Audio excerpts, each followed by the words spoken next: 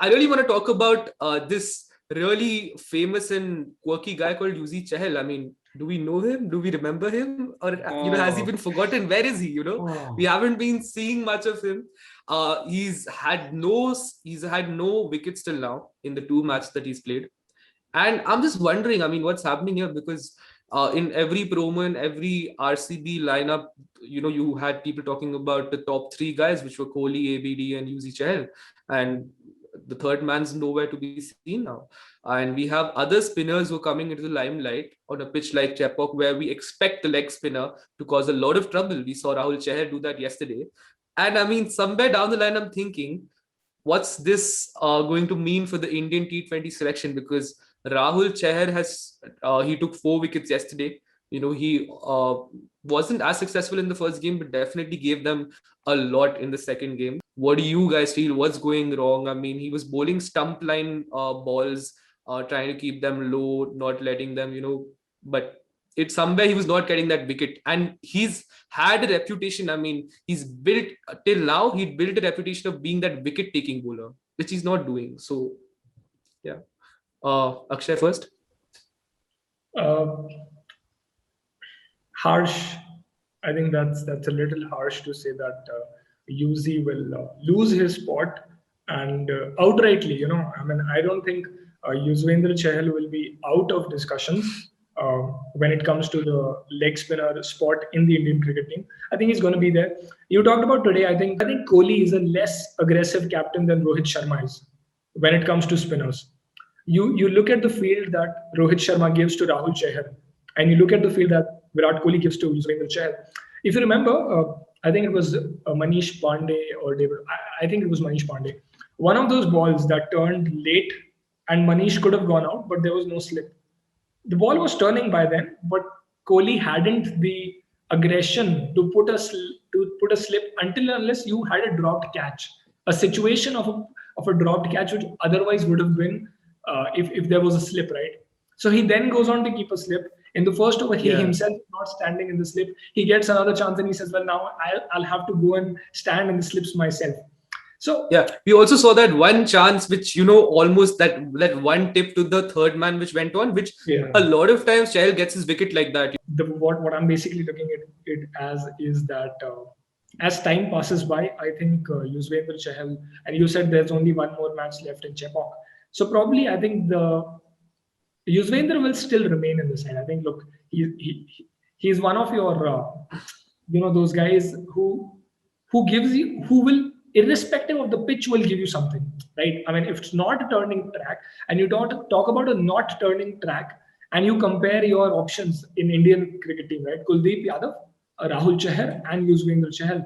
I think those are the kind of pitches when you're that you're also bringing into the discussion, and you're saying, well, I think Chahal just has that little bit edge over the others.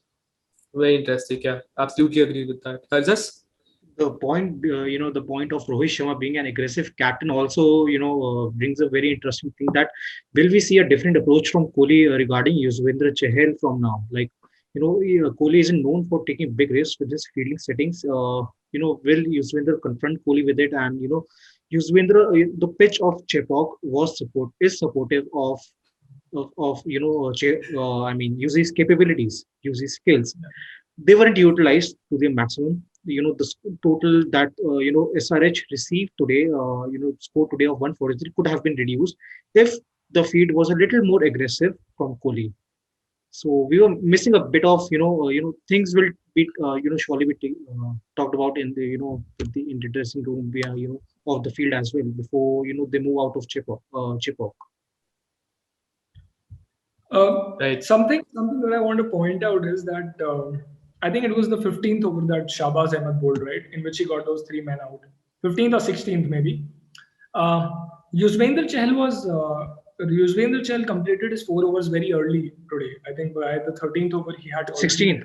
He bowled his last over in the 16th over, only giving away like 7 runs in the 16th over. Then Shahbaz Ahmed bowled the exactly. So I think the reason why Yuzvendra Chahal's performance is put into question today is more towards how David Warner played him in that first power play overs and the 10 overs. I mean, not the power play overs, First 10 particularly. overs, But yeah.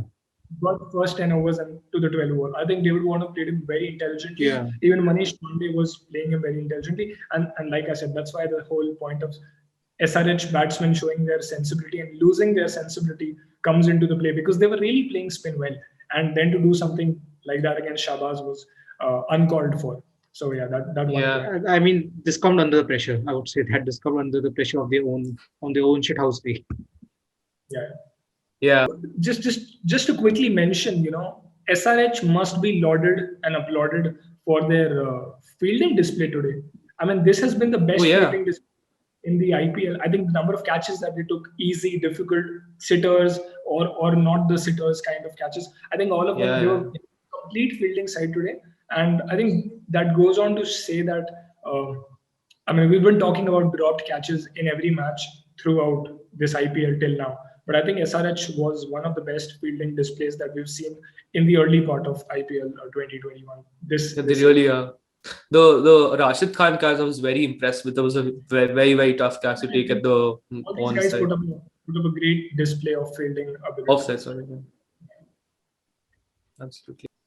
I want to know your thoughts on this. Do you think Johnny Bairstow should open the innings with David Warner? Because if I am sitting in that Sunrisers Hyderabad camp, and I'm saying that, well, if Riddhiman Saha does not give me another explosive start in the next match, I think it's time that you go for a Johnny Bairstow, who, even if mistimes it, has the power and has the ability to clear the fence. And in the power play, I think that might come out to be crucial. So, are you thinking that we will see that happen sometime in this year? If Riddhiman Saha is not explosive enough, we might see a Johnny Bairstow open with David Warner. Yeah, I mean, Akshay, I absolutely agree with you. I mean, today's innings, we saw that, in a game where you have to chase a 150, I mean, a 3 or 4 balls or a 2 or 5 balls, and then you get out, acceptable. You're at least leaving some for the other batsman. But he played 9 balls for just 1 run today, right? And, Riddhiman Saha is a huge talent. He's done a lot for his national side in the past. But with all due respect, I mean, you have people like Priyam Garg, you have people like Kedar Jadhav that we talked about before this, both Indian players. And I think Riddhiman Saha, according to me, is easily replaceable. You want a wicket keeper, make Johnny Bairstow keep. Open Johnny Bairstow. I absolutely agree with that. Open Johnny Bairstow with David Warner. I think why they don't do that is because both of them have an aggressive approach, and we don't see teams doing that these days. They always want this one guy to, be a little like, giving the strike, and the other one like David Warner to fire. So I think that's what they wanted to do with it. But somewhere the trick's gone wrong. I personally don't have as much confidence. Maybe I'm being a little biased, but I want Priyam Garg or I want Kedar Jadhav replacing him. That's what I feel. Priyamgar and Kedar Jadhav have a very different style of batting. If you look at them, Kedar Jadhav is more of a middle order batsman, a lower middle order batsman, a supportive role. He can take the game to the end and be a support player. We have seen him with Dhoni do that, the same thing. They also have Virat Singh in their camp. Virat Singh had, I guess, he had a good domestic season, so he Yeah, was he did. taken with the hefty fee of I guess it was 1.9 crore alongside with Priyam Kaur. So you want to utilize Uh, the Can you open with Priyam Garg? Do you think that's I mean, there's Virat Singh, there's Priyam Garg. Okay, let's leave Kedar aside for right now. So there's two things you can look at. Either you send Johnny Bairstow up the order, so you have two very aggressive openers, and then you don't have someone at number 4 to do that thing that Johnny Bairstow does. Or do you keep Johnny Bairstow where he is, and do you go with a Virat Singh or a Priyam Garg as the opening batsman instead of Riddhiman Saha? I mean, all speculation. I don't know whether they're going to do away with him, but what do you do? I see two changes in the camp right now. I feel like Vijay Shankar should be on the bench, and another Kedar Jadhav should definitely come inside. Vijay Shankar hasn't been utilized properly with the bowling as well. He has Yeah, league yeah. runs. Kedar Jadhav with his round arms can hold the batsman. Hold the batsman well if he bowls good, and definitely a player who scores run, who knows how to take those singles.